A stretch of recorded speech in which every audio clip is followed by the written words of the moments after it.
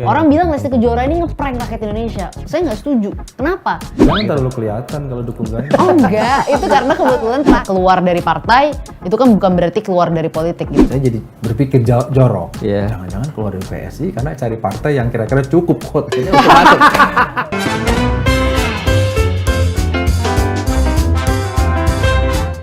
Ketemu lagi di Lanturan, obrolan ngelantur, relevannya. Semoga relevan. Amin, amin. Jadi kita ngelantur dan berdoa semoga relevan. Insya Allah Ada ya. manfaatnya. Hari ini walaupun episode sedikit. Lanturan yang pertama kali tamunya perempuan. Yes. Artinya penghormatan kepada para produser kita yang semuanya perempuan kebetulan. Iya ya.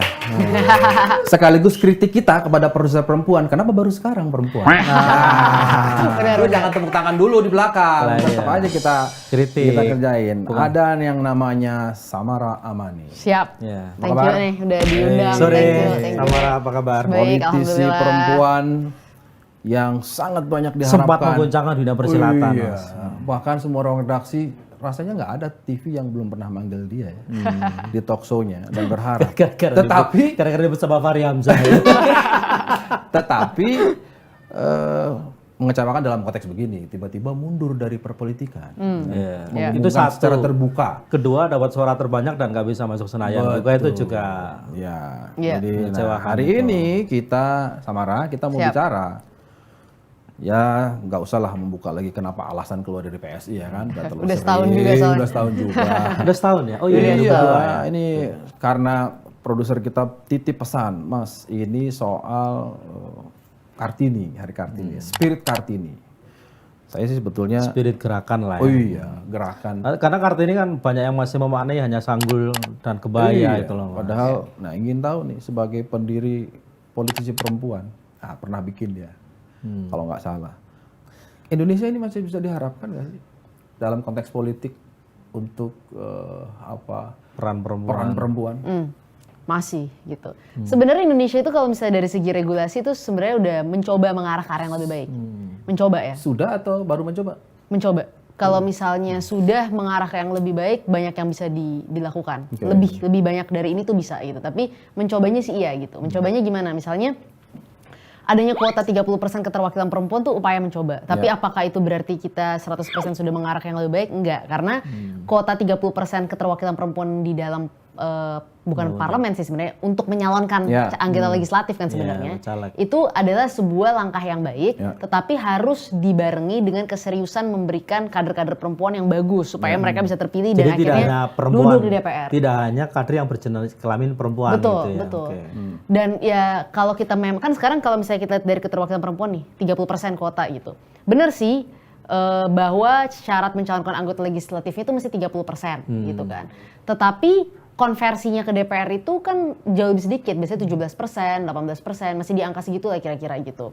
Artinya berarti dari daftar calon anggota legislatif yang diajukan oleh partai-partai politik gitu kan, mungkin bukan hanya masalah kompetensi, tapi juga masalah kemampuan para perempuan ini bertarung di level Oke, daerah-daerah pemilihan oke. mereka Nah, gitu. oke, Nah oke. ini kan nggak semua memang punya kemampuan bertarung, tapi kan harus dikaderisasi sedemikian rupa supaya mereka punya kemampuan bertarung. Jadi tidak hanya dibiarkan gitu ya. Betul, sampai akhirnya mereka terpilih menjadi anggota DPR gitu. Itu satu. Yang kedua, apalagi nih yang kita mencoba udah lebih baik. Setelah belasan tahun gitu ya, berjuang para aktivis perempuan akhirnya berhasil disahkannya rancangan undang-undang TPKS. undang-undang Oh, tindak TPKS, pidana kekerasan seksual gitu kan. Yang itu perjuangan luar biasa dari para aktivis perempuan gitu.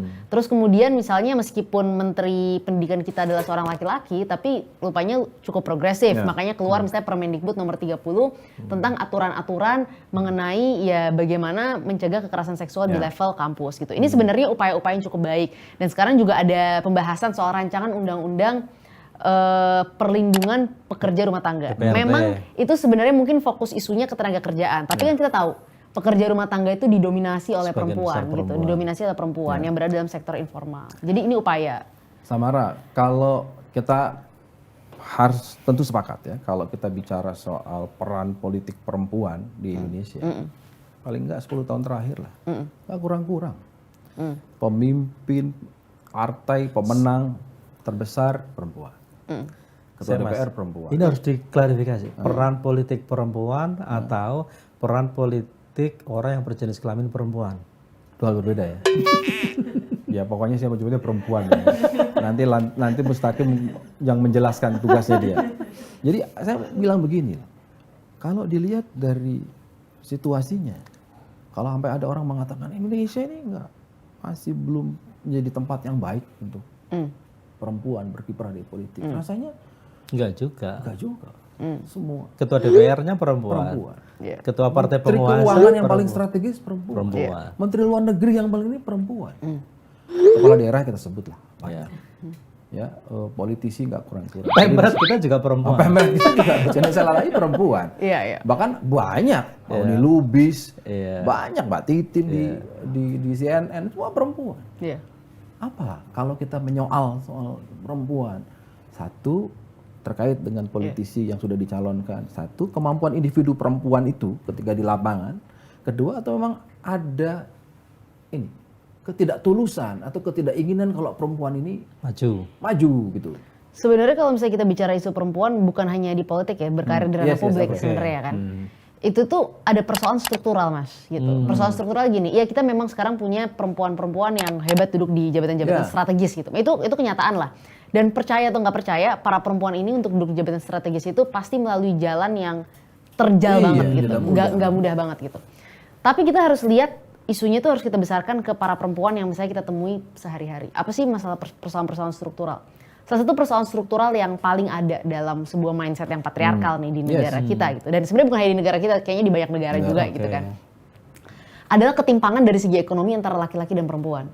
Jadi orang suka bertanya, kenapa ya kalau dilihat dari segi data, perempuan itu pendapatannya selalu lebih rendah daripada laki-laki. Padahal kan kalau mereka menduduki jabatan yang sama, posisi yang sama, pasti gajinya sama kan.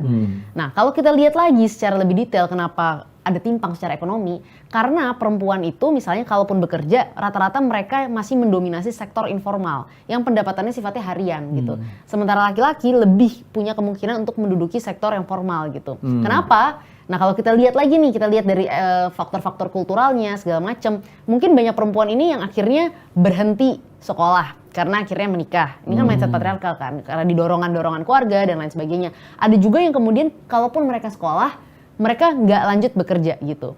Nah saya itu termasuk orang yang nggak anti kalau perempuan memilih menjadi ibu rumah tangga, tetapi mereka tetap harus punya pendapatan sendiri. Kenapa?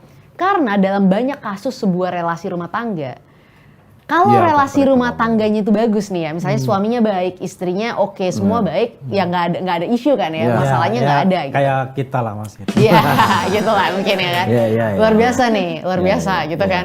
Tapi kita juga tahu dalam relasi-relasi rumah tangga itu banyak sekali laki-laki yang toxic gitu, laki-laki yang abusive terhadap istrinya gitu, dan bahkan melakukan misalnya tindakan-tindakan KDRT, kekerasan seksual di dalam rumah tangga sendiri gitu. Nah dalam situasi seperti ini nih gitu ya, perempuan yang sudah menjadi korban berkali-kali itu suka kita tanya. Kemarin ada kasus terakhir nih, artis ya kan, Lesti Kejora. Orang bilang Lesti Kejora ini ngeprank rakyat Indonesia. Saya nggak setuju. Kenapa?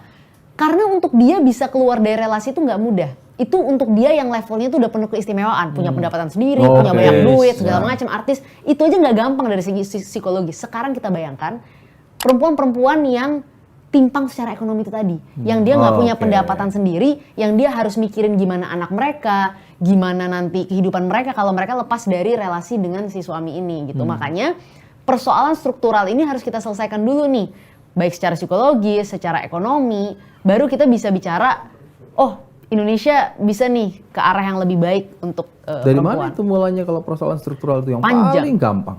Pendidikan dulu.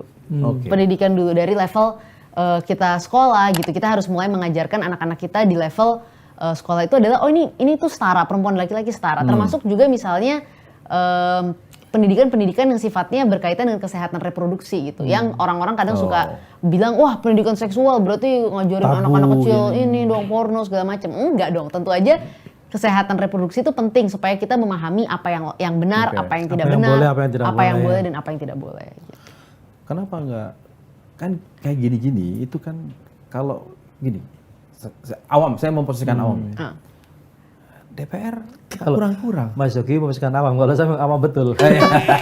Artinya gini loh, gini, yang disampaikan Samara tadi itu kan sebenarnya bukan sesuatu yang sulit dibahas di DPR, kira-kira gitulah. Iya. Untuk Karena sekedar- basisnya kan regulasi, tau. Iya, Kalau karena- kita bicara struktural ya. Iya. kan dia punya akses, manggil menteri lah, tolong dong implementasikan. Bikin ini. Iya. Apa? Adakah hambatan yang membuat itu tidak terjadi? Contoh misalnya kesungkanan karena mungkin takut dianggap tidak populer di mata konstituennya. Kenapa? Karena berbenturan dengan norma agama misalnya. Yang paling sederhana kan itu Mas tolak ukurnya. TPKS Iya, itu kan. TPKS, betul. Iya kan, itu kan buset, bukan main perjuangannya teman-teman aktivis perempuan ini kan perjuangan itu. Padahal kurang apa itu anggota dewan DPR kita. Itu artinya ada mekanisme di mana siapa sih yang nggak mau jadi lagi anggota DPR? Itu kan kita harus melihat dari sisi itu. Iya. Tapi ketika dia bicara itu, seringkali kita membatasi sendiri. Nah di luar akhirnya menganggap ini DPR ini nggak produktif dan sebagainya. Padahal Nggak ada pro. situasi kebutuhan individu. Begitu nggak bacaannya? Mungkin, tapi bisa jadi begitu. Kalau misalnya kayak rancangan undang-undang TPKS dari belajar dari kasus itu kan memang banyak sekali ketidakmampuan dari banyak anggota DPR kita yang nggak punya perspektif gender.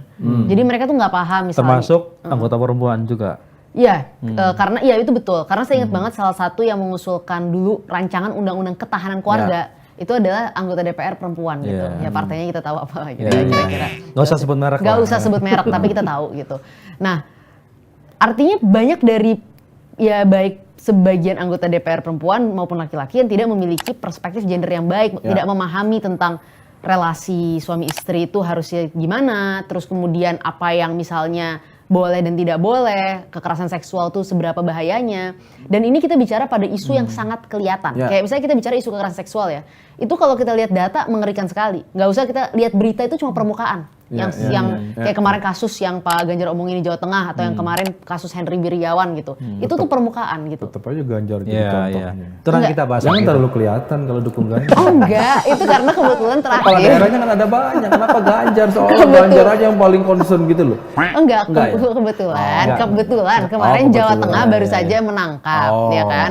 Soalnya saya lihat gitu press conference-nya ada Pak Ganjar sama yang Kapol. disebut itu loh. Kesetiaan politiknya itu nggak bisa dihindari gitu. Tolong direm-rem dikit dulu. Kembali ke topik ya, kembali ke topik. Ya. Oke. Nah, ke persoalan itu tadi gitu ya, itu tuh permukaan sifatnya gitu. Yang kita lihat dari segi data, kalau kita lihat data Komnas Perempuan, yang melapor saja nih, 1 dari 3 perempuan Indonesia itu pernah mengalami kekerasan seksual. Itu yang melapor saja, ratusan ribu angkanya gitu. Nah, ini isu yang kelihatan saja tuh perdebatannya keras gitu, bertahun-tahun. Kita bicara isu yang tadi kayak yang saya sebutin tuh masalah ketimpangan ekonomi, masalah struktural, masalah mindset seolah-olah patriarkal. sesuatu yang abstrak gitu. Sesuatu yang abstrak yang bahkan kadang-kadang sudah dianggap sebagai sesuatu yang normal. Iya, gitu. lazim. Nah, jadi ketika itu dianggap sebagai sebuah situasi normal, susah untuk bagi orang-orang ini menganggap oh ini problem gitu. Oke, Samara. Oke. Tapi kan kita itu udah langkah maju ya. Tadi kan problem struktural itu kan berangkat dari kebijakan misalnya tadi ya. Kita bicara soal misalnya salah satunya RUU TPKS misalnya. Nah, sementara di kita itu kan relatif kebijakan aturannya kan sudah memberikan ruang yang lebih besar terhadap perempuan untuk ikut menentukan kebijakan misalnya. Termasuk misalnya salah satu syaratnya harus 30% kan pencalekan misalnya. Terlepas berapapun yang masuk gitu loh. Tapi kan DPR juga banyak juga anggota kita yang berjenis kelamin perempuan gitu loh. Terus sebenarnya problemnya di mana gitu loh. Apakah kalau laki-laki nih misalnya nih nggak memperjuangkan perempuan, oke lah mungkin dia memang perspektif gendernya kurang. Tapi kalau dia perempuan misalnya, apa mungkin dia tidak mau memperjuangkan sesama kaumnya seperti itu? Perempuan secara jenis kelamin dengan perempuan secara ideologi dua hal berbeda, Bos. Nah, biarkan dia yang menjelaskan. Kalau jenis kelamin ini given udah selesai kan. Tapi kalau soal ideologis ini soal pertarungan. Salah satunya dia mau mengambil posisi berbeda dengan lingkungannya, dengan norma agamanya dan sebagainya. Iya, betul. Karena gini, jadi orang kan selalu kalau misalnya aku nih bicara soal isu perempuan dan lain-lain, itu orang bicara kok kesannya tuh kayak anti laki-laki. Enggak. Karena ketika kita melawan mindset patriarkal, kita tuh nggak hanya melawan laki-laki, kita juga melawan sebagian perempuan yang masih memiliki mindset patriarkal yang sama nih. Aku kasih contoh ini kemana-mana ya. Ada satu contoh. Pasti kalau misalnya kita kemarin ngikutin TikTok. Bukan Ganjar lagi kan? Bukan. Memastikan dulu sebelum. Contohnya enggak. Mau ngerem susah. Contohnya KRL Okay, kemarin. ya, Mungkin ya, kalau ya. misalnya ngikutin TikTok, Instagram kemarin tahu berita ada seorang perempuan gitu ya yang kebetulan dia sedang sakit head gitu kan, sakit kan, gitu kram perutnya. Dan saking sakitnya dia tiduran di KRL gitu. Oke lah kita bisa berdebat KRL nggak boleh ditidurin segala Ya. macam. Tapi yang mengecewakan dari situasi itu adalah ada perempuan lain yang pasti dia tahu dong gimana Ya, rasanya ya. sakit hate gitu. Dia ngevideoin itu perempuan dan dia bilang emang ini kereta punya nenek Ya. lo gitu. Nah itu menurut aku adalah contoh dari sebuah mindset patriarkal gitu, bahwa kita masih menganggap perempuan yang mengalami sakit atau mungkin perempuan itu nggak pernah mengalami sakit hate ya, karena kan beda-beda tuh pengalaman setiap orang gitu. Mas Yogi pernah?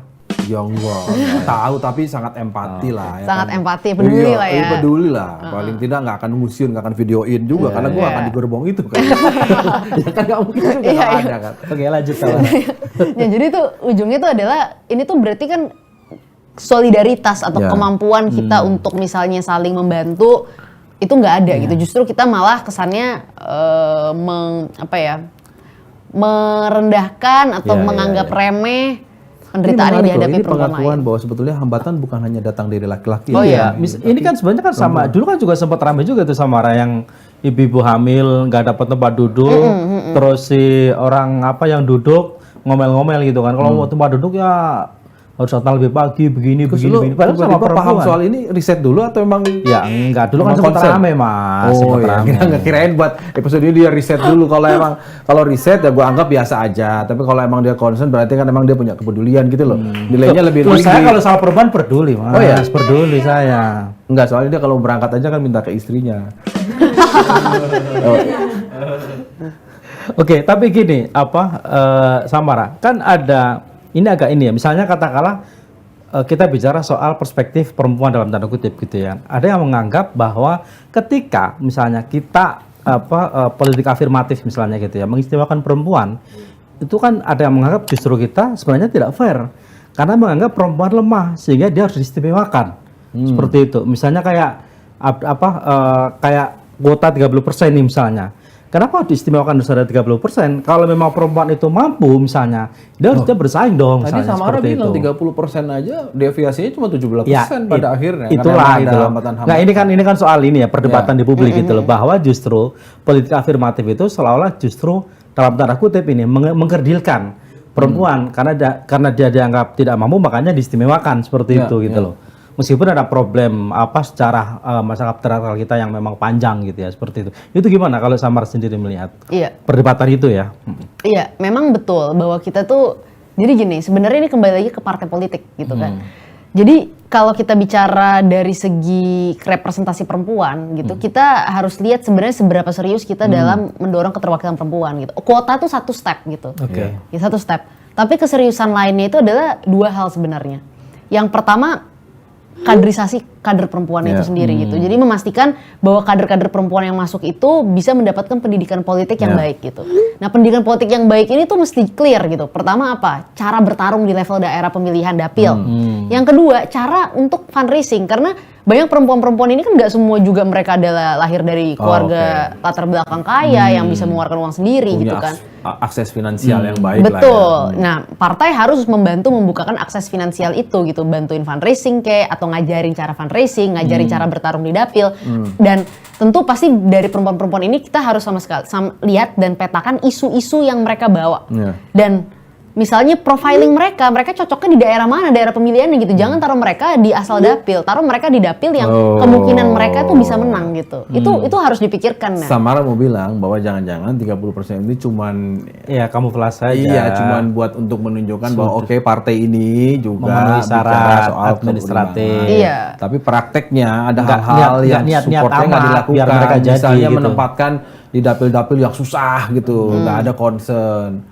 Tapi itu kan minta keistimewaan juga ya kalau emang itu. Enggak sih sebenarnya, karena sebenarnya itu menguntungkan juga buat partai politik. Oke. Karena gini, misalnya ada seorang perempuan gitu kan gini, kan semua bertarung gitu. Misalnya anggap kita lihat dulu dapil saya maju aja deh yang paling gampang, paling ngerti. Jakarta 2, Selatan, Pusat, Luar Negeri. Ada 7 kursi di dapil tersebut gitu kan. Masing-masing partai mengajukan 7 orang calon anggota legislatifnya kan di situ.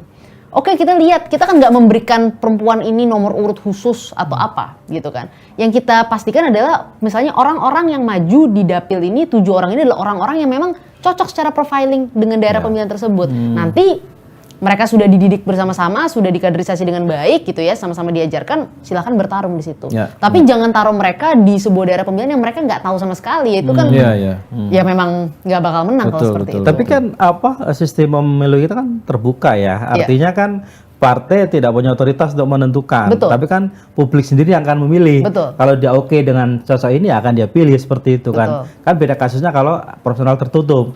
Partai yang menentukan nomor jadi nomor enggak. Itu nunggu MK nomor nanti ya. seperti, seperti itu. Artinya kan sebenarnya secara aturan udah membuka ruang yang lebih besar sebenarnya kan. Iya. Nah, cuman sebenarnya saya mau tanya nih Tamara, interest politik dari kaum perempuan sendiri seperti apa sih kalau Tamara melihat untuk konteks Indonesia ya?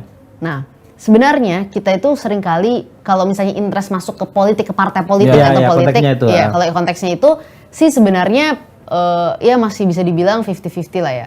Pasti adalah orang-orang yang tertarik. Meskipun hambatan untuk perempuan masuk ke politik itu juga lebih banyak. Bukan hanya dari segi partainya, tapi juga dari segi dukungan keluarga, ya kan. Terus habis itu politik masih dianggap sangat maskulin gitu. Jadi interestnya tuh masih so-so lah kalau bisa dibilang gitu. Tetapi sebenarnya kan kita harus melihat interest politik itu jangan kita artikan hanya untuk masuk ke partai kan. Sebenarnya aku selalu percaya bahwa perempuan di Indonesia gitu, segmen perempuan di Indonesia itu adalah segmen yang paling aware secara politik terhadap nasib mereka sendiri juga gitu. Kalau misalnya kita kemarin kayak buat peraturan undang-undang tindak pidana kekerasan seksual, banyak banget yang bergerak mendukung. Kasus-kasus misalnya seperti ada kemarin kasus bayi minum kopi, ibunya ibunya memberikan anaknya minum kopi, itu juga rame dibahas gitu. Jadi sebenarnya kalau Bapak jangan kasih minum kopi nggak rame ya? ya begini. Kalau saya mau justru tadi tertarik menjelaskan tadi itu adalah begini. Kan kalau kita kan butuh profile ya, makanya saya izin ada orang yang di depan. Biasa saja Mas, biasa saja. Oh iya, biasa saja. Ketika seorang Samara itu mengatakan, iya benar, nggak ada masalah politik, terus dia keluar. PSI, gitu kan. Padahal ketika mau masuk PSI, dengerin dulu. Samara bilang, setelah itu satu-satunya jalan dia ini. tadi bilang kan, 30% itu kan cuma formalistis aja di muka. Tapi hal-hal yang detail, dukungan, dapil-dapil yang bagus nggak ditaruh, nggak ada tuh pedulinya partai. Dia suaranya cukup 1 kursi loh. Dia melewati Mas. Artinya, suaranya di atasnya kita Eriko bisa sama bilang Sinton. bahwa Samara ini profil perempuan yang sudah memenuhi syarat semuanya. Nah kan, saya jadi berpikir jorok. Jangan-jangan keluar dari PSI karena cari partai yang kira-kira cukup kotanya untuk masuk. ini pertanyaan. Iya. Kirain komentar. Akhirnya itu, jangan-jangan iya gitu. Bener nggak? Iya juga nggak apa-apa kan itu kamu sudah memulai dengan ingin memperjuangkan hak perempuan gitu loh. Iya. Jangan-jangan itu karena kalau seandainya kamu saat itu ada di partai yang secara akumulatif mencukupi, melenggang sekarang sudah jadi gantinya komisi 10, komisi 3 Oh gitu. iya. Rame dong lagi masalah rancangan undang-undang perampasan aset ya. Gimana? Benar nggak sih kalau pikiran jorok saya itu jangan-jangan iya kan kalau ke depan baru berikutnya saya akan bertanya lagi partai yang mana gitu loh. Sebenarnya enggak jawabannya. Enggak juga. Jawabannya enggak. Jadi ini gini. kalau jujur atau jawaban jawab on benar, air? jawab benar. Jawaban on air dan benar gitu. Oh iya, oke. Enggak, jawabannya benar karena kalau misalnya mau berpartai lagi sih sebenarnya udah harusnya mulai dari sekarang aku berpartai. Karena pengalaman aku dulu kampanye di Jakarta, kampanye itu kalau mau murah nggak boleh mepet-mepet gitu. Ya meskipun aku udah punya basis ya, tentu beda dengan dulu gitu. Tapi intinya sih sebenarnya aku tuh keluar partai satu bukan karena nggak percaya partai. Gitu. Pasti aku masih percaya bahwa partai politik itu bukan nggak percaya partai tapi nggak percaya PSI. Aduh kacau. Ya nggak apa-apa, boleh juga. Jadi itu kan normal aja. Kayak lu mau resign dari Kompas itu Lah, nggak apa-apa, kita ke tempat lain misalnya gitu kan nggak apa-apa. Kan ini makanya itu bentuk pertanyaan Mas. Oh iya. Sebagai institusi, partai politik itu penting gitu. Jadi ada kan orang-orang yang selalu bicara udah partai buarinnya kita nggak perlu partai segala macam. Oh enggak. Kalau aku sangat percaya partai politik itu peranannya sangat krusial di dalam politik Indonesia gitu. Makanya meskipun udah nggak berpartai, aku tetap jalin hubungan baik dengan semua partai politik. Bahkan aku teman-teman semua yang mau nyalek segala macam support, bantu gitu, dukung apa yang bisa dibantu, aku bantu gitu. Jadi dari segi itu sih enggak. Tapi ya keluar dari partai itu kan bukan berarti keluar dari politik gitu. Karena Kalau aku tetap percaya bahwa di politik kita tetap bisa melakukan banyak hal untuk Tapi kebaikan. kan partai itu salah satu-satunya jalan agar kita bisa masuk parlemen dan ikut menentukan kebijakan yang kebijakan itu bisa diasosiasikan misalnya untuk keberpihakan terhadap perempuan. Iya, setuju. Itu menurut aku salah satu jalan. Oke. Salah satu jalan adalah partai politik. Tetapi dalam politik kan ada jalan-jalan lain gitu kan. Ada jalan-jalan lain gitu. Meskipun jalannya mungkin tidak parlemen, tapi kita kan bisa juga mempengaruhi kebijakan dengan mendukung orang-orang bagus di Samara, politik. jalan lain itu kalau itu berlaku bagi seorang perempuan atau siapapun yang memang dia tidak punya cukup kemampuan untuk masuk ke Akses DPR. politik. Ya. Kamu itu membuktikan bisa memenuhi satu kursi. Iya, sama. Sehingga pertanyaannya menurut saya naif kalau kamu masih suka, masih percaya dengan partai politik, tapi dengan kemampuan dan pengalaman historikal kamu bisa memberi satu suara. Samara, saya jawabnya suka-suka aku dong. Enggak, ini kan untuk pertanyaan berikutnya gitu. Iya, Kemana kira-kira? Ya sebenarnya itu kan pada akhirnya pilihan kan. Yes. Sebenarnya pilihan gitu. Kalau misalnya ditanya apakah parlemen itu adalah jalan yang tentu menggiurkan, pasti gitu kan. Pasti karena kan kita juga belajar dari kisah 2019 kemarin bahwa sebenarnya kalau saja kita duduk di parlemen sebenarnya banyak hal yang bisa kita lakukan gitu. Itu nggak aku pungkiri sama sekali lah. Tetapi pilihan untuk tidak mencalonkan diri ke DPR itu sebenarnya adalah sebuah pilihan yang sebenarnya juga mungkin agak ideologis. Karena gini, aku merasa bahwa di tahun 2024 ini penting untuk memastikan ada pemimpin yang duduk di kursi presiden adalah orang yang terbaik gitu setelah Pak Jokowi. Karena kalau di 2019 kemarin itu kita kan semua clear, kita dukung Pak Jokowi gitu ya. Ini Jubir. ya gitu kan. Nah, mencalonkan diri secara pribadi gitu dan mendukung calon presiden itu bisa sih searah. Tetapi tidak bisa all out gitu. Jadi aku mendukung Pak Jokowi gitu. Mungkin aku jadi jubir, tapi ya kalau misalnya ditanya apakah Samara kontribusinya maksimal untuk kemenangan Pak Jokowi, mungkin ada kontribusinya. Pasti semua orang kontribusi lah gitu. Tapi aku percaya bahwa Pak Jokowi ya sudah Pak Jokowi gitu.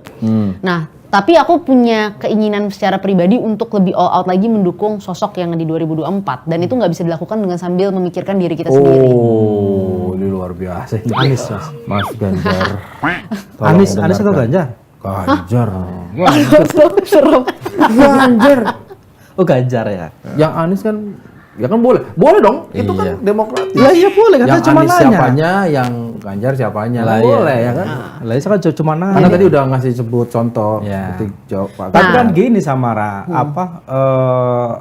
logika itu kan bisa dikritik juga. Bagaimanapun katakanlah presidennya kita dukung, tapi kalau parlemennya kita lepaskan gitu kan, itu kan bisa jadi malah nggak konstruktif juga seperti itu kan. Karena parlemen kan harus support presiden. Betul. Kalau itu aku sangat setuju. Setujunya gini. Tetapi gini, aku juga adalah orang yang dari dulu bahkan ketika berpartai itu sangat kan orang menganggap personifikasi dari partai. Oh Samara gitu mewakili partai ini, gitu, ya gitu. Tetapi kalau kita bicara parlemen dan kita serius memang ingin parlemen itu menjadi sebuah institusi yang kuat, kita harus lihatnya itu adalah institusi gitu, nggak boleh orang per orangan gitu. Apa yang bisa dilakukan satu orang Samara dalam DPR? Ya ada yang bisa dilakukan satu orang Samara gitu, tapi kita harus melihat secara objektif yang bisa membawa perubahan di dalam DPR itu adalah partai, fraksi gitu. Jadi mau tidak mau kalau kita ingin serius membawa perubahan dalam parlemen ya kita harus mengisi partai sebagai institusinya itu harus clear dari garis kebijakannya, visinya, apakah dia mendukung pemerintah atau tidak mendukung pemerintah, terus apa yang akan dilakukan dalam parlemen gitu. Karena itu tidak bisa dilakukan hanya dengan satu orang anggota DPR gitu. Kenapa tadi saya bertanya soal saya mengingatkan dia, kamu punya potensi, terbukti ya bisa menembus harga satu kursi, cuman sayang akumulasi partainya aja nggak mencukupi. Saya bicara soal panggilan ini. Artinya apa? Dengan adanya, seandainya ini kamu berandai-andai ya, kamu ada di DPR, itu menjadi motivasi buat anak-anak muda. Iya, perempuan. Gitu loh. Jadi hari ini saya sedang menghadapkan ke kamu bahwa kamu punya tanggung jawab loh, dan kamu punya andil kalau memang ternyata animo masuk partai politik anak muda, perempuan terutama, itu menurun. Kenapa? Karena Samara kamu aja nggak melanjutkan. Iya, Samara aja bilang Ya Samara udah, aja ya udah. pergi. Ayo. Makanya besok kita nyalek lagi. Iya, akhirnya Samara nyalek. aja pergi. Loh, iya. Di partai yang katanya anak Iya. muda dan progresif. Nanti mereka akan ngomong, itu Samara aja cukup begini nggak maju. Lah, Kita iya. partai politik nggak bisa diharapin. Nah, Satu sisi kita berbicara berharap ke depan kita punya model gambaran bagaimana Iya. sebuah bisa jadi Iya. contoh. Iya, sebuah partai politik dengan fraksinya di DPR bisa memberikan nuansa perspektif perempuan. Hari ini begitu gugatan kita. Iya, Gitu loh. iya, itu masuk akal. Itu. Itu waktu itu Mbak Rosi pernah nanyakan hal yang sama Ah. sama saya waktu saya keluar partai. Gimana sih gitu kan? Iya. Tapi gini, Jangan itu titipan pertanyaan dari Mbak Ini Rasi tadi juga. makan di baru, biar kelihatan, biar dapat bonus dari baru. Terima kasih udah dibantu. iya udah dibantu ya. Bagus Iya ya. iya. Itu gimana? Iya. Itu ini serius nih. Jadi saya pakai keyword panggilan dari saya mikirin kalau panggilan kan lain lagi ceritanya. Iya. Dah, oke. Jadi gini. Kalau ditanya apakah masuk ke politik itu buat saya itu panggilan, iya. Iya. Sangat Oke. gitu. Karena gini. Politik buat diriku itu lebih besar dari segalanya gitu. Kayak misalnya nih, mendukung orang, kerja-kerja politik gitu ya. Apapun yang aku lakukan itu, kalau aku suka bercanda sama teman-temanku, kita nih punya kerjaan, punya bisnis, punya apa gitu kan. Dapat uang nih dari bisnis kita segala macam. Tapi kalau udah urusan politik semua itu kita tinggalin gitu. No. Nah, Oke. itu katanya kalau mau Passion. menguji orang itu betul-betul Yes, passionate gitu di passionate. politik, katanya semua ditinggalin untuk ngurusin politik. Yes. Oke. Kalau aku sih itu benar-benar dari hati yang paling dalam lah. Tetapi menurut aku kembali lagi begini, keluar dari partai itu nggak bisa diartikan keluar dari politik. Karena kalau misalnya teman-teman yang dekat sama aku yang ngikutin kegiatanku sehari-hari, aku nggak pernah keluar dari politik gitu. Aku hanya keluar dari partai gitu.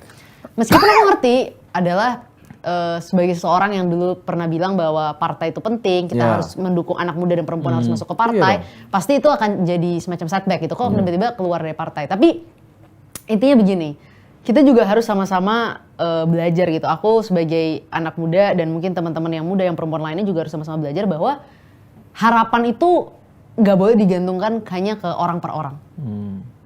Orang per orang. Iya, orang per orang. Tetapi kepada kepercayaan nilai, dan menurut aku gini, nggak bisa kamu masuk ke politik, memang akan ada tokoh-tokoh yang menginspirasi kita ya. Tapi ini pelajaran aku di politik adalah, nggak bisa kamu masuk ke politik atau ingin berjuang di politik hanya karena satu orang gitu. Perjuangan atau keinginan masuk berpolitik atau apapun yang kita ingin lakukan di politik itu harus karena kita percaya ada sesuatu yang kita perjuangkan dari hati kita gitu. Setuju. Jadi Idealnya seperti itu. Gitu. Tapi kan di masyarakat kita itu kan figur itu menjadi salah Iya. satu sentral ya dalam hal apapun, apalagi politik. Makanya saya sepakat betul tadi Mas Yugi bilang gitu loh. Kalau aku nggak tahu ya, tapi kan selama ini kan belum kelihatan muncul misalnya seorang politisi, misalnya apalagi perempuan muda misalnya berani gitu loh. Iya kan? Terus tiba-tiba ketika dia masuk menggebu-gebu dengan berbagai reasoning itu, terus tiba-tiba keluar misalnya kan dari partai politik ya, bukan di politik gitu loh. Karena asumsinya partai politiknya adalah gerbong untuk menuju perubahan gitu loh. Kan jadi perempuan-perempuan lain kan jadi mikir, lah itu aja yang pintar aja keluar, lah itu aja yang Ini yang tadi saya soal. Artinya begini, untuk menjadi politisi semua bisa macam-macam jalannya. Ada yang karena ponakannya, karena anaknya, karena karena cucu. Ada begitu. Oke lah. Dan itu terjadi di kita. oke. Tapi Samara ini kan bisa kita sebut contoh, satu dari sekian contoh yang memang dia komitmennya, dia mengisi referensinya, sehingga ketika dia ditanya apapun buat media ya, Iya. wah asik nih, dapat dia poinnya. Ada beraninya, ada ngegasnya, ada kencengnya ya kan, dihajar di sosmed masih aja kita senyum-senyum gitu. Buat saya itu adalah bagian dari komitmen, gitu loh. Nah makanya ketika kamu keluar dari PSI, oke, itu pilihanmu. Tapi poin saya adalah kenapa nggak cari lagi partai lain? Karena itu tidak cukup dijawab dengan kalimat keluar dari partai politik bukan berarti tidak berpolitik.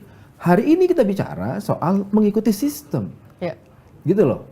Nah, apakah ada? Saya sekali lagi tidak sedang menjadi marketingnya partai sedang politik. tidak menawarkan. Tidak ada pikiran saya karena partai politik banyak. Iya, iya. Tapi maksud saya nyebut tuh ada profil perempuan-perempuan, anak-anak muda yang Yang bisa tampil, jadi figur. Iya. gitu loh. Sehingga ketika kita datang ke SMA punya contoh. Tuh contoh Samara gitu misalnya. Hari ini kalimatnya keluar dari partai, akhirnya anak-anak main lagi di TikTok, partai TikTok.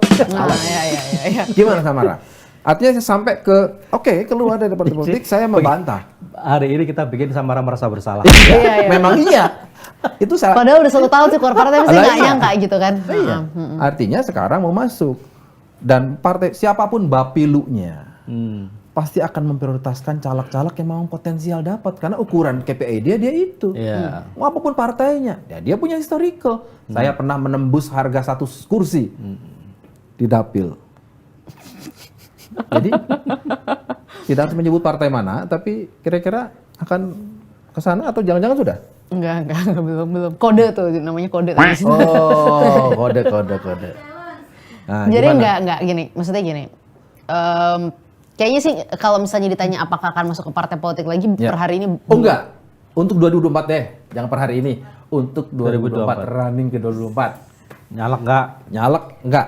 Ya bisa dikatakan kemungkinan besar enggak. Ini realitanya gitu. Tetapi apakah Samara tidak akan meramaikan politik 2024? Belum, enggak juga gitu. Mungkin akan ada gitu. Dan Lewat capresnya. ya bisa begitu dan juga apakah Samara akan meninggalkan Jakarta dalam kontestasi 2024? Bukan pilgub ya, saya nggak hati-hati nih Pak. Iya. Soalnya 2024 juga nih pilkada Jakarta baru ingat gitu. Pilgub. Apakah Samara akan meninggalkan Jakarta? Apakah Samara tidak akan meramaikan politik 2024? Enggak, pasti saya ada di situ gitu. Itu udah pasti gitu. Atau Karena itu panggilan. Atau jangan-jangan kamu udah berpikir untuk Kepala maju daerah. Pilkada Jakarta DKI 2024? Tidak cukup usia. Jangan khawatir. Oh iya, ada syaratnya. Sebenarnya enggak, buat saya itu menjadi penting. Gua kenapa tadi bilang berkali-kali, ini soal contoh loh. Yang namanya pergerakan, jangan lupa pengorbanan dari para aktivis. Ketika dia turun, lo betul loh. Iya. Ini dulu anggota parlemen juga, parlemen jalanan. Enggak. Tapi artinya ini penting. Iya. Makanya saya ngajak Samara ini bicara, dia punya kesempatan keluar. Bukan aku fanatik sama PSSI. Oke lah itu pilihan. Tapi banyak partai lain gitu loh. Disebut katanya PAN lah, katanya Golkar. Gua PKB kayak ngendorse. juga. Enggak. Iya. Sebut lagi semua partai lah. Gitu. PKS Enggak, tapi gini, ada satu juga pemikiran aku yang sebenarnya aku dapatkan dari 1 tahun bernon partai ini. Gitu. Ada lagi nih. Nah, ini, kita dengar. Gitu ya. Jangan-jangan lebih nyaman bernon partai? Enggak, kalau misalnya ditanya nyaman mana berpartai atau bernon partai, sebenarnya nggak ada pilihan yang mana yang lebih nyaman gitu. Karena di partai politik itu punya rintangannya sendiri dan di luar partai politik juga punya rintangannya sendiri. Ada hal-hal yang kita tidak bisa lakukan dalam partai, ada hal-hal yang kita nggak bisa lakukan di luar partai gitu. Tapi gini, posisi aku sekarang sebagai orang di luar partai politik tuh membuat aku juga lebih fleksibel untuk komunikasi dengan berbagai macam partai. Bukan untuk aku nyalek atau apapun, tetapi untuk membangun untuk mendorong kebijakan-kebijakan. Misalnya sebagai contoh nih. Kalau aku punya ide atau kebijakan yang bagus misalnya soal isu-isu perempuan gitu. Dulu ketika aku di partai tertentu, orang menganggap ini adalah sebuah kebijakan partai itu, ngapain kita dukung dia gitu. Ya, bagian dari campaign. Betul. Tetapi sekarang mereka anggap itu adalah sebagai saran yang normal aja, sesuatu yang sifatnya ya konstruktif aja gitu. Dianggap lebih tulus. Benar, betul. Ya, bebas dan menilai kalau dan komunikasi-komunikasi dengan mereka dalam berbagai macam misalnya sikap atau isu politik itu jadi lebih cair karena aku dianggap tidak memiliki agenda-agenda politik tertentu untuk menjatuhkan satu partai atau partai politik lainnya gitu. Itu salah satu menurut aku kelebihan juga di luar partai dan saat ini kan sebenarnya aku kan juga memang banyak fokus ke isu perempuan gitu. Kita lagi buat gerakan namanya Teman Sandar, di mana kita fokus mengkonek para perempuan-perempuan yang menjadi korban kekerasan seksual untuk bisa mendapatkan bantuan psikologis gitu. Terus memberikan bantuan untuk UKM-UKM yang orang-orang baru mulai usaha lah gitu, walaupun biayanya nggak besar ke perempuan-perempuan ini gitu. Nah, agenda-agenda ini tuh lebih gampang dikomunikasikan dengan berada di luar partai politik gitu. Karena mereka jadi menganggap bahwa oke, kita mau dorong kebijakan ini karena ini kebijakan yang bagus gitu. Iya, karena Perindo melakukan dia hal yang mencerita sama. bahwa dia lebih memiliki keleluasaan ke Iya. partai-partai. Kalau ke partai-partai arahnya koalisi berarti ya. Koalisi arahnya ke presiden gitu. Ya, Tadi dia ya, udah ya, menyebut ya. clue-nya. Oh, dan dia bilang kalau saya hilang di 2004 enggak juga. Enggak juga. Oh, berarti Sepertinya Samara udah menyiapkan tracknya Mas untuk 2024. Oke, jadi kira-kira stepnya bayangan kita ini kan namanya wartawan, sok tahu kan kalau wartawan kan. Stepnya kira-kira dia akan masuk ke dalam tim ses di koalisi yang pasti Jadi calonnya akan jadi. Kalau jadi dia akan masuk ke eksekutif. Aduh, enggak gitu juga. Enggak Enggak gini. juga loh. Kalau emang iya juga Enggak. Sebentar. Ini bahaya. Loh, enggak ini bacaannya kita. Enggak. Kalau aku Enggak gini, gitu. kalau aku sih sebenarnya gini. Jadi gini ya, dari pengalaman di politik selama 7 tahun terakhir nih, Ya. satu hal yang aku percaya adalah politik tuh ngalir aja gitu. Jadi kalau ditanya Samara udah mempersiapkan mau begini, mau begitu, itu mungkin dulu ya. Kalau dulu tahun 2019 pertama kali aku berpolitik udah nyiapin mau masuk DPR, mau begini, mau maju gubernur Jakarta gitu 10 tahun lagi dan lain-lain. Tapi aku tuh belajar bahwa politik tuh kita nggak boleh terlalu ngoyo. Kenapa?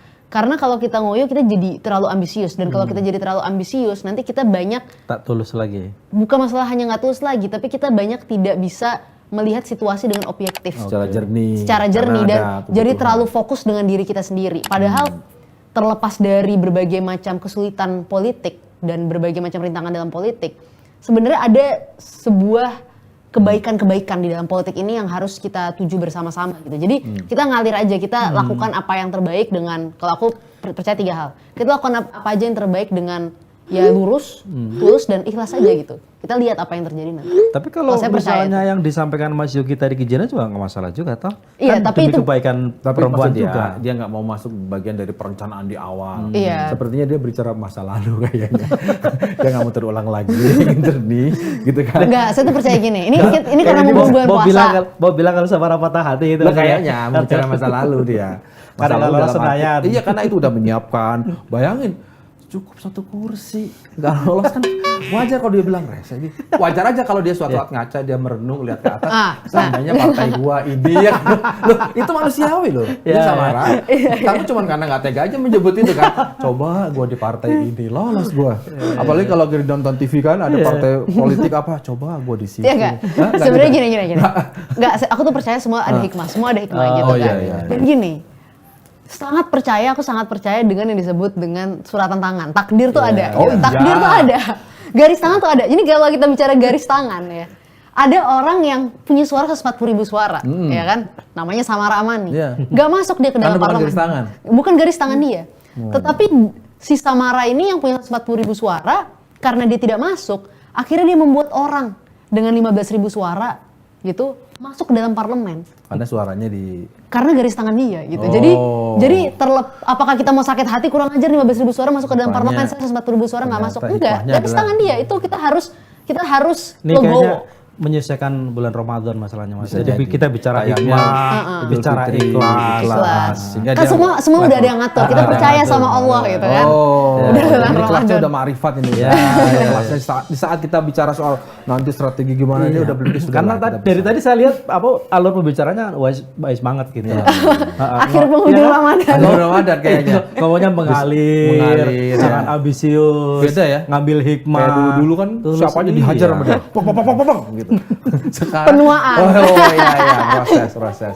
Kayaknya- Umur nambah. Kalau gue sih kayaknya udah ada mentornya sih. Iya. Mentornya ya siapalah, Samara kamu begini-begini, ya wajar sih, mungkin agak Tapi bagian. ini bukan kode akan masuk PKS atau PKB. Enggak. Ya iya juga nggak apa-apa kan, ini kan pilihan politik. Lucu sih itu lucu. Iya kan, ini kan dia sudah mulai Kan udah mulai religius. relate tuh. Iya, Mulai relate. iya, udah Isunya Allah, kan. garis Udah tangan mulai gitu ya. relate kan. Iya. Ngomongin takdir. Iya, kenapa kita tadi seolah memaksa Samara? Karena kita percaya betul bahwa bicara soal pergerakan, bicara soal keseriusan, ya memang harus ada contoh, gitu loh. Itu yang disebut dengan komitmen. Iya. Ya, karena tadi dia bilang penggemar Jokowi bahkan pendukung Jokowi, kita bilang lah, kenapa Jokowi turun ke lapangan? Orang mengatakan seorang presiden ngapain sih keringetan? Sebetulnya dia tahu persis, dia mau bicara cek lapangan ke timnya di bawah kalau nggak dia kasih contoh gitu. Teladanan. Keteladanan. Nah itu yang kenapa tadi kita dorong bahwa kemudian Samara punya penjelasan. Oke, saya nggak akan hilang kok dari 2024. Biarkan itu menjadi pertanyaan publik dan kita tunggu seperti apa. Karena kalau bilang tidak hilang dari 2024, di 2024 akan ada capres, akan ada caleg. Tadi caleg dia udah coret, nggak kayaknya. Artinya kan butuh partai. Tapi kalau takdir berbicara lain gimana? Kan dia bilang takdir tadi. Takdir satu hal. Kalau dia nggak daftar gimana ceritanya dia bisa masuk juga nggak bisa ngomong takdir juga. Makanya ini formalitasnya harus ditempuh. Intinya kan? gini. Kan tadi kita bicara komitmen segala macam. Iya. Nah, itu kita lihat nanti kita buktikan pada ajang kontestasi 2024. Kita lihat aja. 2024 ini capres. Pilkada atau pilpres Ada nih? Pilkada. Hah? Pilkada dong. Pilkada Ya atau intinya pasti kalau clear. harus Konkret clear. konkret nih. Ya pasti Pilpres kan 2024 udah dekat. Itu pasti kita akan ada di ajang itu gitu ya. Setelah itu? Dan gini, kenapa aku ada di situ? Ini bukan buat aku ya Pilpres, bahkan Pileg dulu dan bahkan Pilkada apapun itu. Pilpres tapi spesifiknya juga. ini bukanlah sebuah kontestasi kekuasaan aja gitu, tapi ini kita di sini adalah sebuah ajang untuk kita yang muda-muda untuk menunjukkan ya prinsip kita, nilai kita, dan satu hal yang juga yang paling penting yang harus selalu aku pegang dan kita harus pegang sebagai anak muda dan perempuan, apalagi yang baru masuk ke politik adalah hati kita, sikap kita, perbuatan kita tuh harus sama. Luar biasa. Tuh, kan bener kan Mas? Ini udah kalah kayak kultum. Lah, kan bener kan? Ya, kita akan mendekati menebak kemana langkah seorang Samara Amani untuk meneguhkan perjuangannya sebagai ini harus politisi clear perempuan. ini. Ini harus clear ini. Kita akan akhiri dulu. Tapi yang pasti clue-nya adalah 2024 dia nggak akan pergi. 2024 tuh ada agenda 1 pilpres, 2 pileg, 3 pilkada. Artinya 2024 ada itu. Kita lihat tiga-tiganya. Apakah sekedar jadi juru bicara lagi mengulang 2029? 2009. Dari masa depan ya. Oke. Atau ya bisa jadi kan balik lagi ke PSI. Ketemu lagi di Landuran.